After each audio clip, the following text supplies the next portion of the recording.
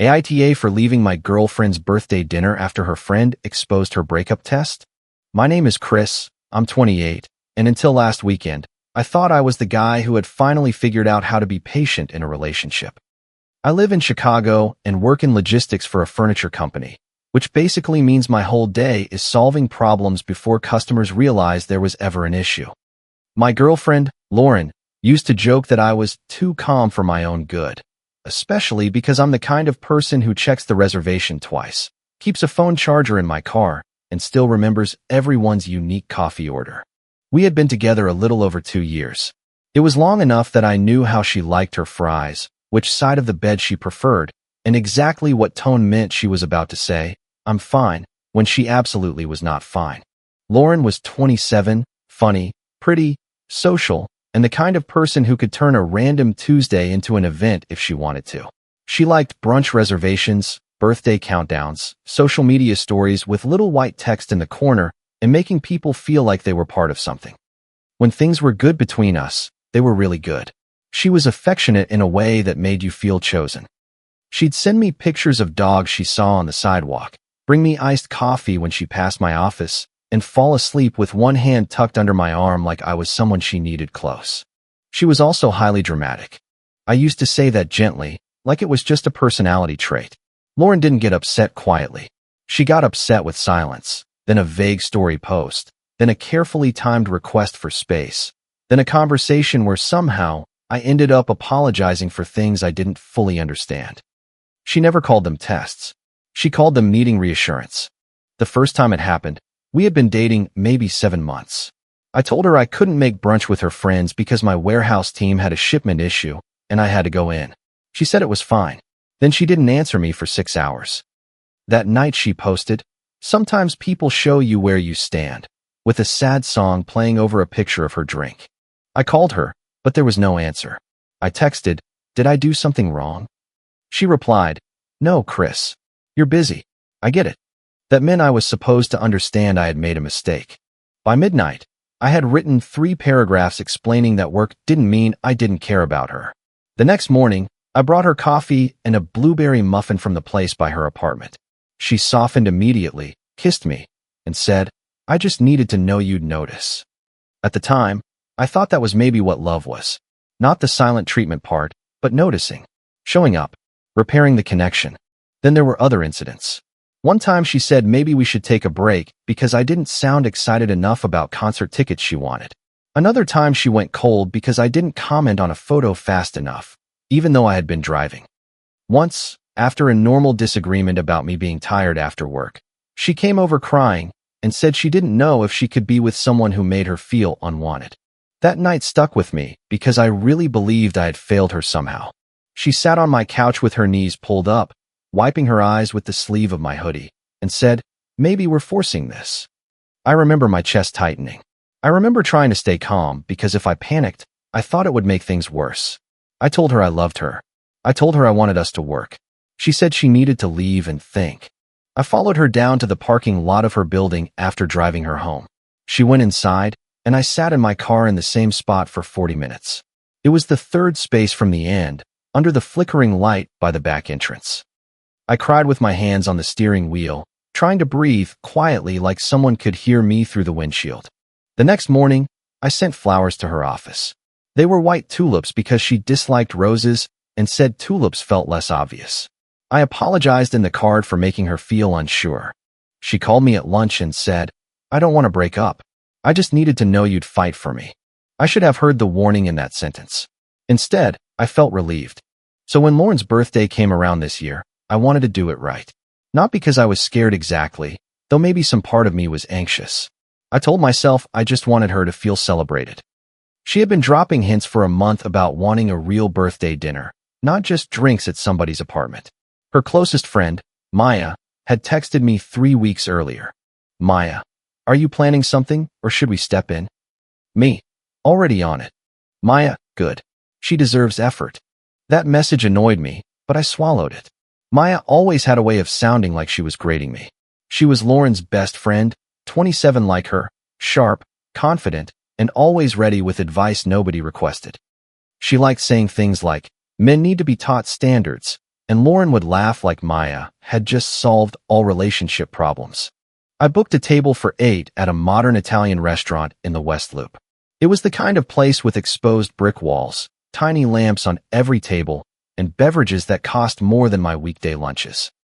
The reservation was for Saturday night at 7:30, which I only got because I called nearly a month ahead and confirmed twice.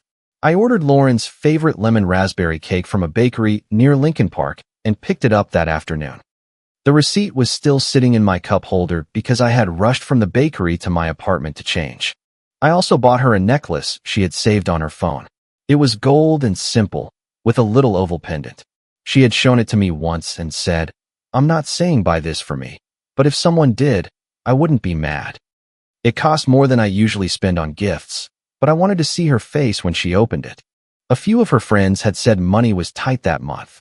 Somehow, through a bunch of casual comments and one direct text from Maya, it became understood that I would cover most of the dinner, and they would send what they could later.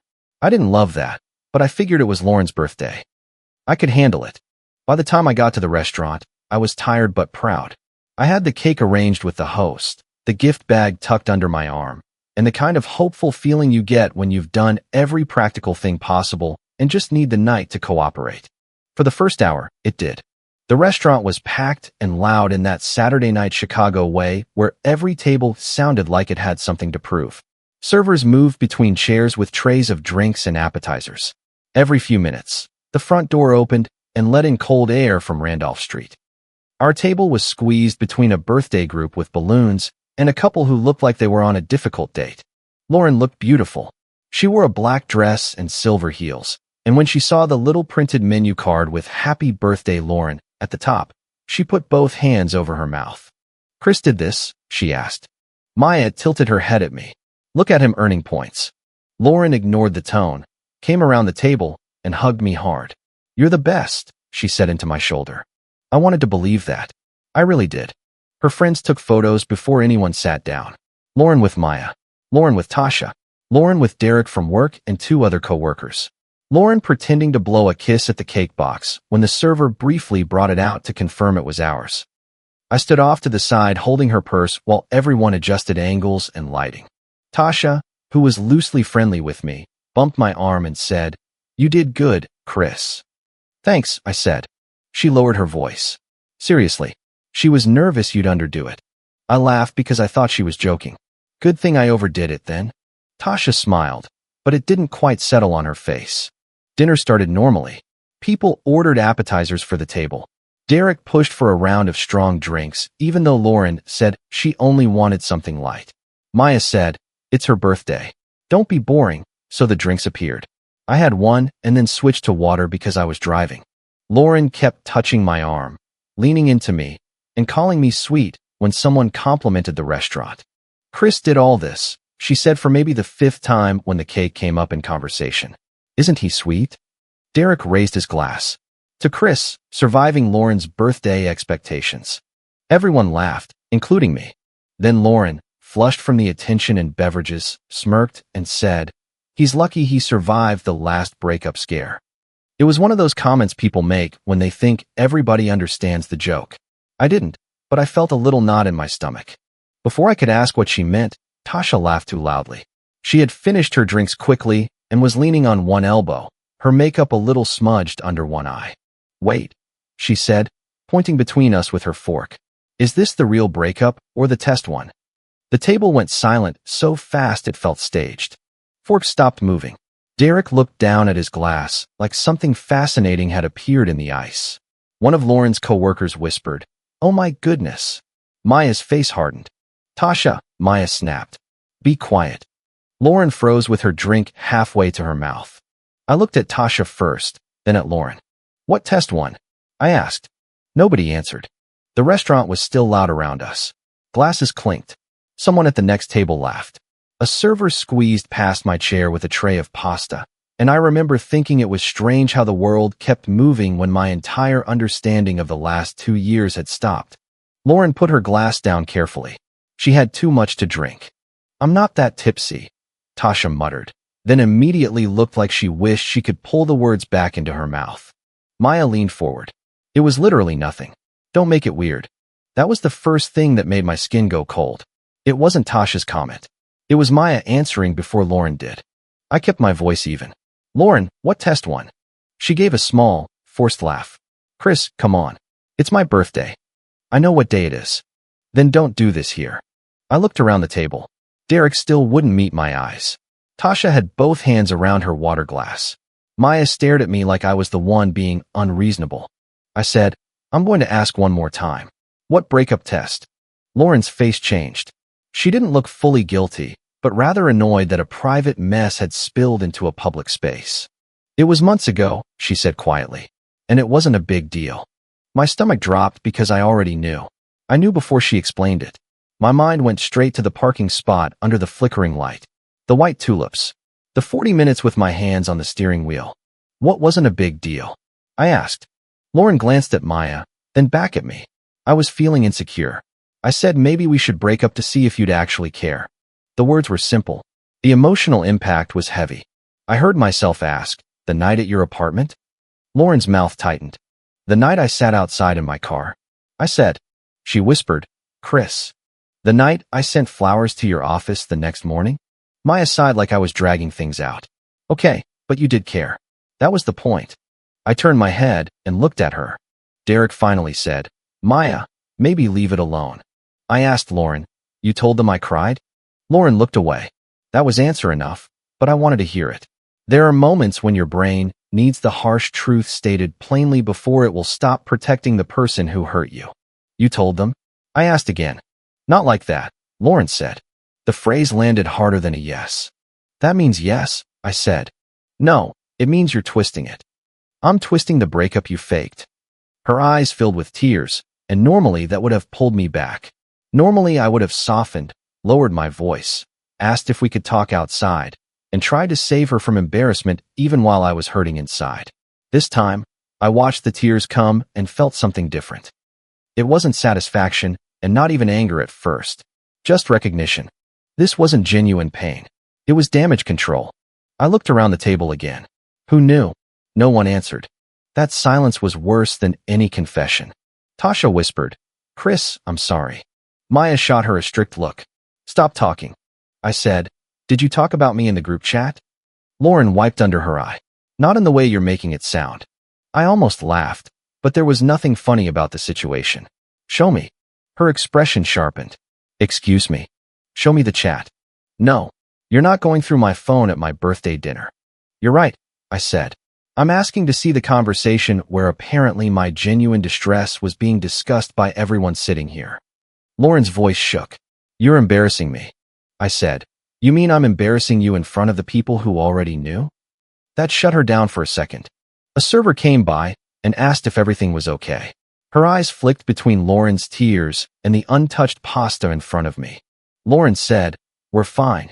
I said, Can we have a minute, please? The server nodded and disappeared quickly. Lauren held her phone in her lap. Her thumb moved over the screen, but she didn't unlock it yet. Maya leaned toward her and whispered something I couldn't hear. Then Maya said, louder, Just show him the part where we told you not to take it too far. I turned slowly. The part? I asked. Maya realized half a second too late what she had said. Lauren closed her eyes. I said, Why would there be a part? Tasha let out a miserable little sound. Derek rubbed both hands over his face. Lauren unlocked her phone. Fine, she said, but you're going to take things out of context. She opened the group chat.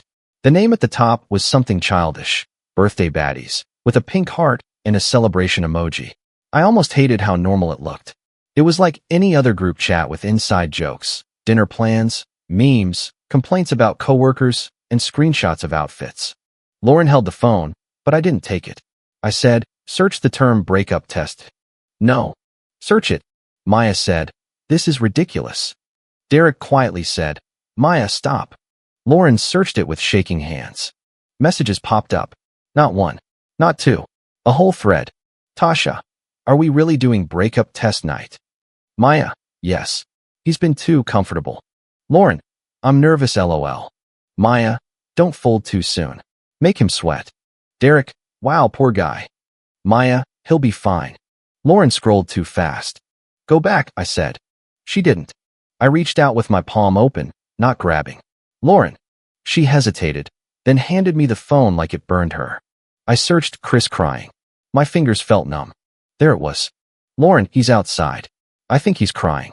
Maya, screenshot the paragraph. Tasha. Okay, this feels mean. Maya. Girl, this man is in the parking lot like a sad rideshare driver. Derek had reacted with a shocked emoji.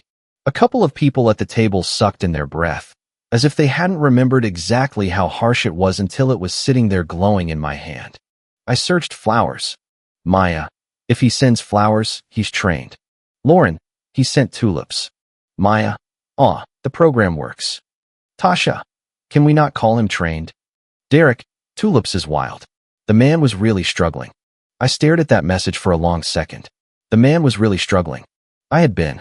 It wasn't dramatic, nor was it like a movie, but it was the way a person tries to keep a relationship they value while thinking they are the reason it is falling apart. I searched again. Silent treatment. There were more results. Silent treatment round 2. Vague story experiment. Concert jealousy bait. The apology challenge. Each phrase opened a door in my memory. The brunch silence. The social media story. The concert argument. The night she accused me of not caring because I didn't ask enough follow-up questions about a co-worker complimenting her outfit. All those times I had gone home feeling like I had missed a rule everyone else knew. Apparently, everyone else did know. I looked at Lauren. You made nicknames for them. She was crying harder now. I didn't make all of those. That was such a terrible defense that even she seemed to hear it after saying it. I said, you made a nickname for the night I was crying in my car. Tasha pushed her chair back slightly. Chris, I'm sorry. I said it was getting mean. Maya snapped. Oh my goodness, Tasha, now you're innocent. I didn't say I was innocent, Tasha said, her voice cracking. But you told her to do it. Like all of them. Every time she said he wasn't acting obsessed enough, you had a new idea. Maya's eyes flashed. Nobody forced Lauren to do anything. The table went still again. I nodded once. Finally, something true. Lauren looked at Maya like she had betrayed her. Maya looked back like she simply refused to go down alone. Derek stared at his plate. In that moment, I understood something important. If I raised my voice, if I cried, if I demanded answers, or if I begged Lauren to explain how she could do this, that would become the next chapter. Maybe not in the same chat, but a new one with a new name. It would be content. My face, my words, and my distress would all be turned into something they could analyze over brunch. I wasn't going to give them another reaction to screenshot. I set Lauren's phone on the table in front of her very carefully. Then I put my napkin beside my plate and stood up. Lauren grabbed my wrist. Chris, wait. I gently pulled my hand back. No. Please don't do this here. You did this here, I said. I'm just leaving here. I caught the server's eye near the bar and motioned politely. She came over with the cautious expression of someone approaching a table where the mood had completely shifted. Could you please separate mine? I asked. Just mine. My entree, 1 drink, and the appetizer portion if that's easier. The server blinked. Sure. Of course. Maya let out a disbelieving laugh. Seriously? I looked at her. Yes. Lauren wiped her cheeks. Chris, you said you were covering dinner.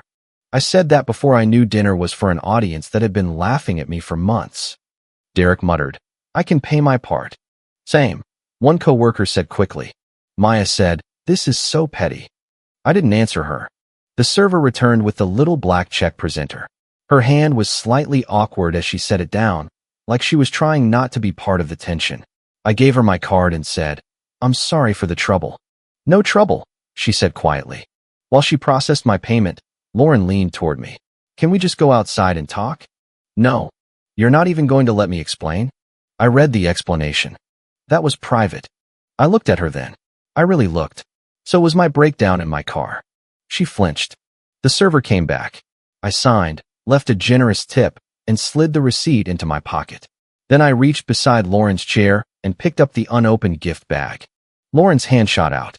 Are you serious? I moved it out of reach. You're really taking my gift? She said, her voice rising enough that the table next to us glanced over. No, I said. I'm taking back mine. Her mouth opened and closed. Maya stared like she could not believe the outcome had changed. The entire energy at the table shifted. Until then, I think they had expected me to fold in a familiar way. They thought I would apologize for ruining the dinner, ask Lauren to come with me, plead for privacy, or offer to pay anyway, because I dislike conflict. Instead, I put my coat on. Lauren whispered, "You're humiliating me," I said, clearly enough for the table to hear, but not loud enough to cause a scene. "I guess this is the real breakup." Then I walked out. The restaurant noise swelled around me as I moved between tables. Someone laughed near the bar. A plate clattered somewhere in the back. The host gave me a polite smile that faded when she saw my expression. Outside, the cold air hit me hard, and for 1 second, I almost doubled over from the pressure in my chest. I didn't. I kept walking toward the curb. "Chris," Lauren called behind me. I heard her heels on the sidewalk. She caught up near the valet stand, crying openly now, her arms wrapped around herself against the cold. "Please," she said. My friends made it sound harmless. Traffic moved slowly down the street. A car honked. People in coats walked around us like we were just another couple having a bad night in the West Loop. I turned enough to face her. "They helped. You chose." I know, and I'm sorry, but you have to understand, I was insecure. I did understand that for 2 years. She reached for my sleeve. I stepped back. "It got out of hand," she said. "No, it got exposed." Her face crumpled. "So that's it." I looked at the woman I had cared for, standing under the restaurant lights with makeup running under her eyes, and I disliked that a part of me still wanted to comfort her. I hated that my first instinct was still to make the situation easier for her. I held onto the gift bag tighter. "That's it," I said. I got into my car before she could say anything else. My phone started buzzing before I even pulled away. Lauren, Maya, Tasha, Derek, then Lauren again, then a number I didn't recognize. I put my phone on Do Not Disturb and drove to my brother Evan's apartment instead of going home alone. Evan is 30 and has known me long enough to recognize when I'm about 2 inches away from making a bad decision, like answering a text that deserves silence. He opened his door in sweatpants, took one look at me holding a birthday gift bag, and said, "Oh no." "I need to sit down," I said. He moved aside. His apartment smelled like takeout food and laundry detergent. There were 2 containers of Thai food on his coffee table and a basketball game muted on the television. I sat on his couch, put the gift bag on the floor, and told him everything. I didn't sound dramatic. I think I sounded almost emotionally drained, which scared me more than crying would have. When I got to the group chat messages, Evan's jaw tightened. He said, "Give me your phone." "I'm not going to text her." "Good. Then you won't mind giving me your phone." I handed it over. He read the notifications on my lock screen, let out a humorless sigh, and set it face down on his kitchen counter. "Lauren, please answer." "Lauren, I know it looked bad." "Maya, you made a scene at her birthday. Hope you're proud." "Tasha, I'm sorry. I should have said something sooner." "Derek, that was unfair." "I'm sorry, man." Evan came back and sat in the chair across from me. "You're not heartless because you stopped trying to prove yourself," he said. That sentence impacted me more than I expected. "I feel foolish," I said. "You cared for someone. That's not foolish." I kept apologizing. "Because she kept putting you on trial." I stared at the muted television. A player was gesturing at a referee about a foul I couldn't hear. Evan handed me a container of noodles. "Eat something." "I can't." "Then hold it and pretend. I'm older. I'm allowed to be annoying." I held the container. After a while, I ate 3 bites. Then 5. Then I slept on his couch under a scratchy blanket while my phone buzzed on the counter like an insect trapped under glass. The next morning, I woke up with those awful few seconds where you forget what happened. Then the reality came back all at once. I didn't text Lauren first. I made coffee in Evan's kitchen and opened my laptop. I canceled the weekend trip I had booked as part of Lauren's birthday gift. It was supposed to be a short stay at a hotel in Door County 2 weeks later, with a nice dinner reservation and a wine tasting she had mentioned. The hotel cancellation email arrived immediately. I got a partial credit, not a full refund. The airline credit was even worse, but something was better than nothing. Then I started separating everything else. Streaming account password changed. Gym family plan updated to remove her. Costco household card removed, which felt petty for exactly 3 seconds and then felt practical. Shared food delivery pass canceled. Concert ticket transfer canceled for a show the next month. Her name removed from my apartment building's emergency contact form. Each little thing felt ridiculous and symbolic at the same time. It was like cutting threads I hadn't realized were wrapped around my wrist. Lauren texted around 10:15. Lauren, you're being really cold. Then, Lauren, I said I was sorry. Then, Lauren, removing me from everything is punishing me financially. You know I use that gym. I looked at the messages for a long time. Evan was at the counter eating cereal straight from a mixing bowl because he apparently owned no normal bowls. You don't have to answer, he said. I know, but I wanted one thing stated clearly. Me. I'm separating my life from someone who used my emotions for entertainment. She replied immediately. Lauren, that's not fair. I didn't answer. Around noon, the payment request started. One from Maya for the dinner balance, which was bold enough that I almost respected the audacity. Derek sent a separate message saying he covered his own and part of Tasha's, and I didn't know anything. Tasha sent another apology that looked like she had typed and deleted it 10 times. Tasha, I know sorry doesn't fix it. I laughed sometimes because everyone else did, and I hate that. You didn't deserve it. I didn't respond to that either, but I didn't block her. Not then. By late afternoon, Lauren's mother, Janice, texted me. I had always liked Janice. She was protective, direct, and the kind of mother who remembered what you liked to drink at family cookouts. She also adored Lauren and believed her daughter first, which I understood. Janice, Chris, I'm extremely disappointed. Whatever happened between you two, walking out on Lauren at her birthday dinner was unacceptable. She called me sobbing. I thought you were raised better than that. I sat with that message for a while. My first instinct was to defend myself in paragraphs. My second instinct was to leave her out of it. Janice wasn't in the group chat. She hadn't mocked me. She had only heard whatever version Lauren gave her, which was likely edited down to me abandoning her on her birthday and taking her gift. Evan read the message over my shoulder and said, You don't owe her, but you're allowed to correct the record. I opened the screenshots I had taken at the restaurant. I had sent them to myself before leaving the chat open on Lauren's phone, not because I planned to post them publicly, but because I knew how quickly people rewrite a story when there is no proof. I blurred phone numbers and cropped out anything unrelated. Then I sent Janice for screenshots. The breakup test messages. The parking lot joke. The flowers message. The list with silent treatment round 2, and the apology challenge. Me. I understand why it looked that way from what you were told. This is what happened before I left. Janice didn't reply for 3 hours. During those 3 hours, Lauren called 9 times. When Janice finally answered, it was brief. Janice, I'm sorry. I did not know. A minute later. Janice, I am going to speak with her. I put the phone down and stared at the wall. I didn't feel victorious. I felt exhausted. Vindication is strange when you never wanted the situation to exist in the first place. Lauren texted 20 minutes after that. Lauren, you sent my mom screenshots? Are you serious? Lauren, that is so wrong. I answered once. Me, no. What was wrong was making my distress a group project. Then I blocked her number. It wasn't forever in some dramatic announcement. Just blocked. I needed one full day where my phone wasn't a courtroom. The fallout wasn't explosive, but it was enough. Maya posted a social media story that night. People who can't take a joke always expose themselves. It was white text on a black background with a little laughing emoji in the corner. I only saw it because Derek sent it to me with one message.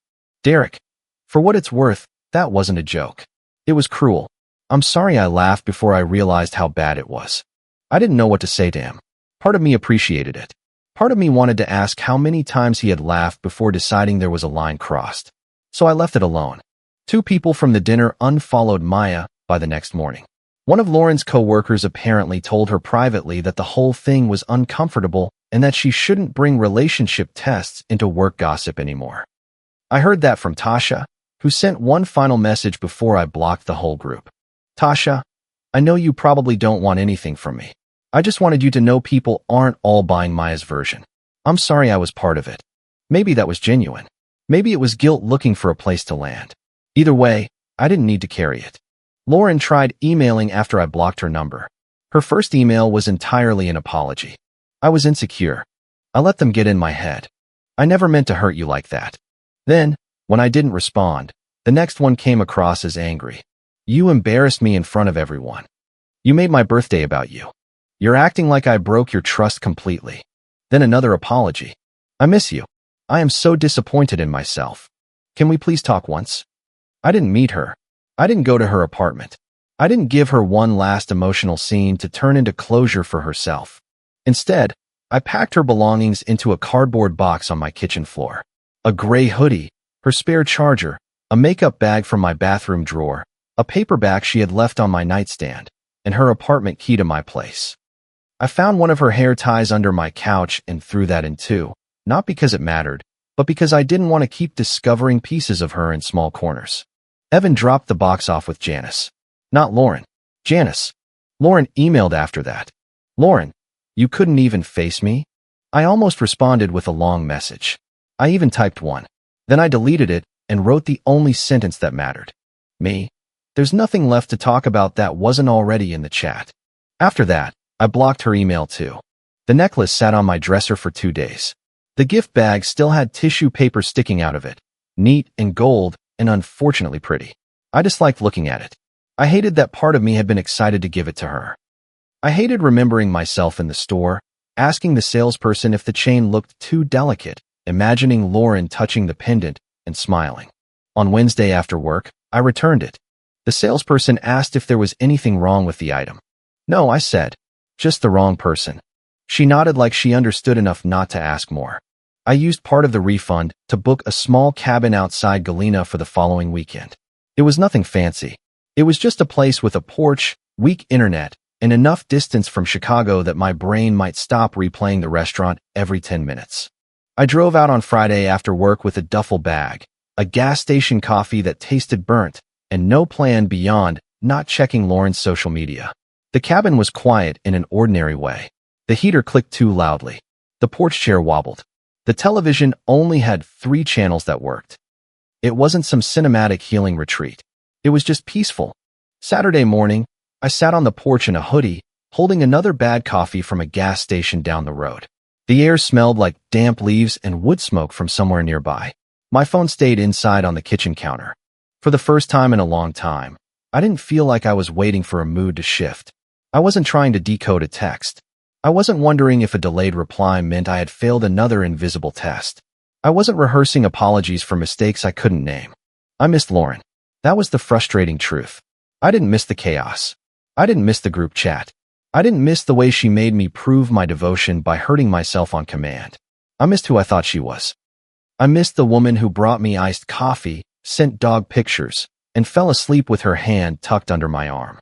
I had to let myself grieve that person, even if she had been standing too close to the person who broke my trust to separate them cleanly. I don't regret breaking down in my car.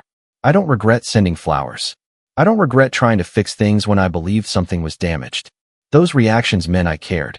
They meant I was willing to show up. What changed is that I'm no longer willing to give those reactions to someone who treats them like entertainment. So yes, I walked out of her birthday dinner, took back the gift, and ended the relationship in front of everyone. Maybe it looked harsh from the outside, but from where I was sitting, I was the last person at that table who finally stopped pretending. If you like the stories, don't forget to leave a comment and support the channel by subscribing. See you in the upcoming stories.